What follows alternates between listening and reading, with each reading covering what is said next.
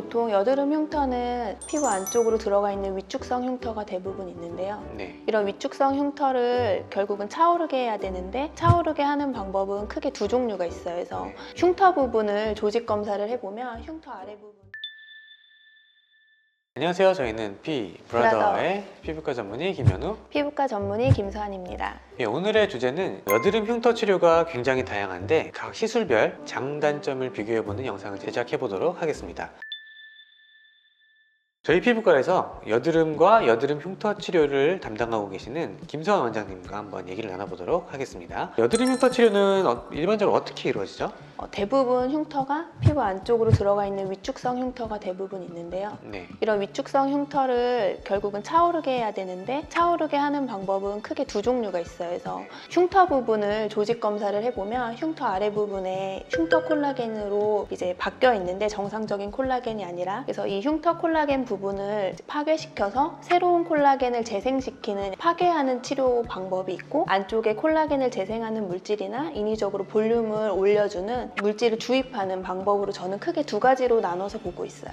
인위적으로 상처를 내는 방법에는 대표적으로 어떤 것들이 있죠? 보통 가장 많이 알려져 있는 흉터 치료인 이제 레이저를 이용한 치료인데 프락셀 치료가 있고 그 다음에는 화학약품을 도포해서 피부층을 괴사시켜서 그 피부를 올려주는 크로스라는 치료 방법이 있어요. 또 그 외에는 바늘을 이용해서 밑에 콜라겐 섬유를 끊어주는 서브시전이라는 치료 방법이 있어요. 이제 두 번째는 이제 인위적으로 물질을 넣어서 볼륨을 만들어주는 방법이 있다고 하셨는데 거기에는 어떤 것들이 있을까요? 필러를 주입하거나 아니면 콜라겐 부스터를 주입해서 콜라겐을 생성하게 하는 두 가지 방법을 저는 크게 보고 있어요. 그러면은 지금 말씀하신 게 총 5가지 종류로 요약이 되는데요. 오늘은 저희가 이 5가지에 대해서 어떤 원리로 여드름 흉터가 치료가 되고 각각의 시술의 장단점이 어떤 건지 그리고 각각의 시술 중에서 나한테 가장 어울리는 시술이 어떤 건지 이제 알 수 있게끔 저희가 각각을 한번 좀 간단하게 정리해 보도록 하겠습니다.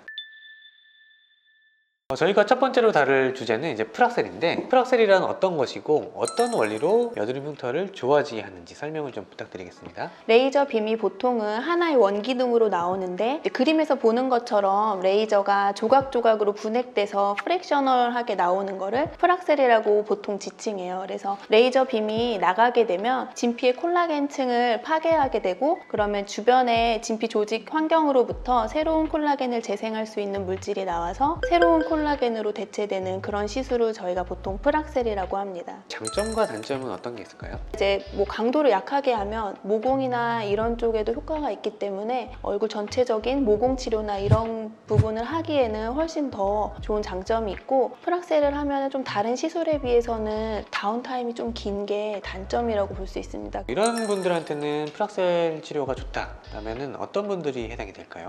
얼굴 전체에 여드름 흉터가 있는 분이라든지 볼이라든지 아니면 미간이나 이마 쪽에 모공이 넓은 분들 그리고 뭐 잔주름이 있어서 전체적인 탄력의 개선을 원하는 분들에게는 보통 프락셀을 추천드려요.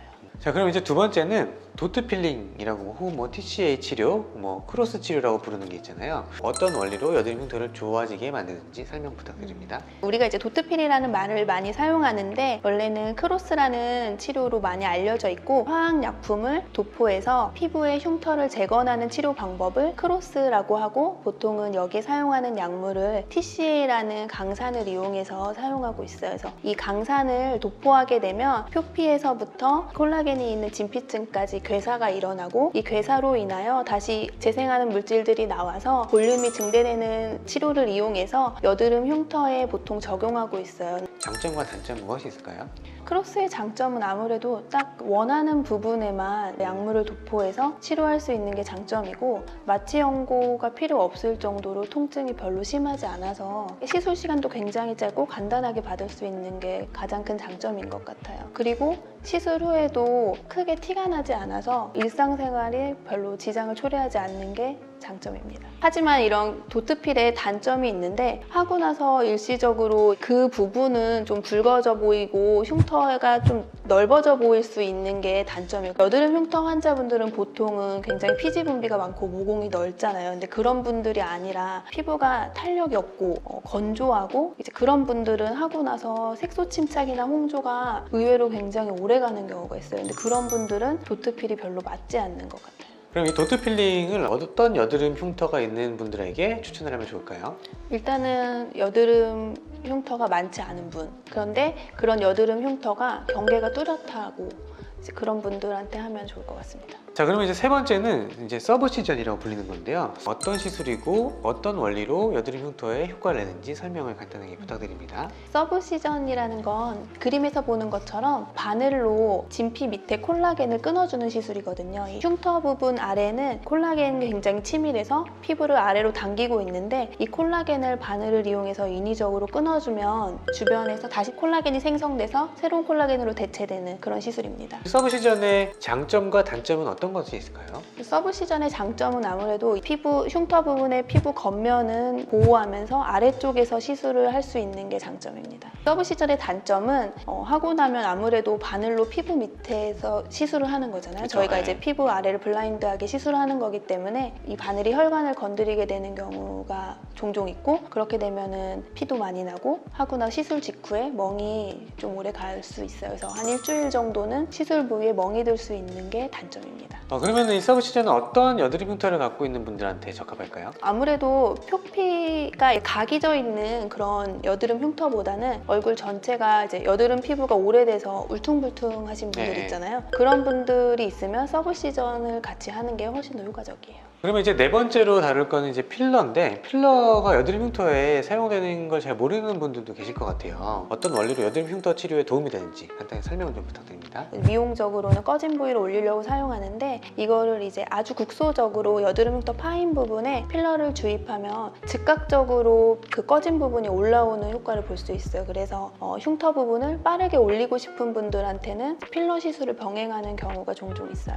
그럼 이 필러 시술의 장점과 단점은 어떤 게 있을까요? 아무래도 장점은 아까 방금 말씀드린 것처럼 효과가 즉각적으로 보일 수 있는 게 장점인데, 단점은 결국에는 이렇게 아까 각이 듯이 파인 흉터는 필러를 넣으면은 각이 진채로 올라올 거 아니에요. 그쵸, 그러니까 예. 결국은 표피 쪽을 다듬는 2차적인 다른 시술을 병행을 해서 해야 하는 게 필러 시술의 부족한 점인 거고, 네. 단점은 이제 필러를 시술을 하면은 어떤 필러를 선택하냐에 따라서 잘못 선택하는 경우에 흉터 부분이 이제 내 피부가 아닌 약간 단단한 피부로 안에 이물감이 느껴질 수도 있고, 두 번째로는 용량 조절을 잘못하게 되는 경우에 흉터 부위가 오히려 더 튀어나와 보이는 경우가 있어요. 그러면 이 필러 시술은 어떤 여드름 흉터를 갖고 있는 분들에게 적합할까요? 피부가 경계가 이렇게 명확한 여드름 흉터가 있는 게 아니라 울퉁불퉁한 여드름 흉터가 있는 분들한테 필러 시술을 하는 거를 보통 추천드리고, 앞서 설명드린 서브시전과 필러를 병행하는 경우가 사실은 많아요. 그럼 이제 마지막으로 콜라겐 부스터, 주베륵 같은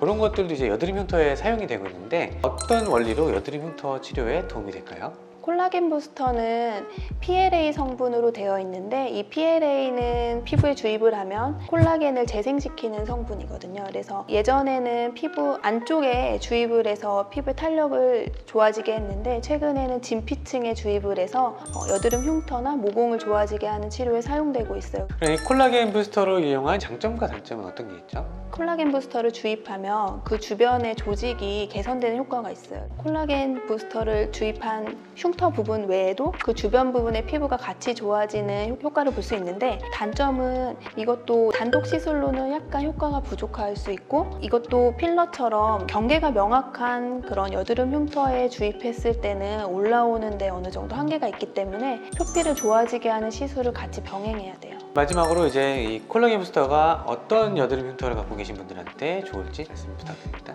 여드름 흉터만 있는 게 아니라 잔주름이나 모공 늘어짐 이런 것들이 있는 분들이 같이 개선을 원한다 하면은 콜라겐 부스터와 함께 그 여드름 흉터 치료를 하는 걸 훨씬 더 권장드려요.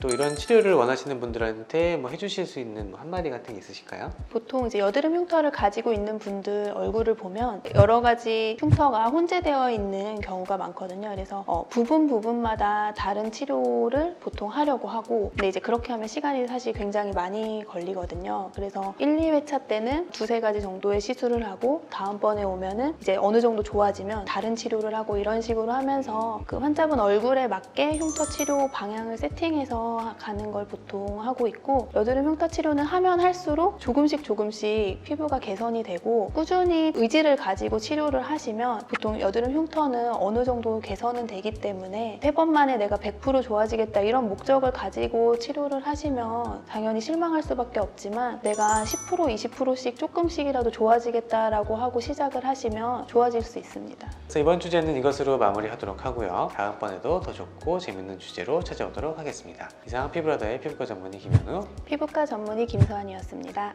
감사합니다.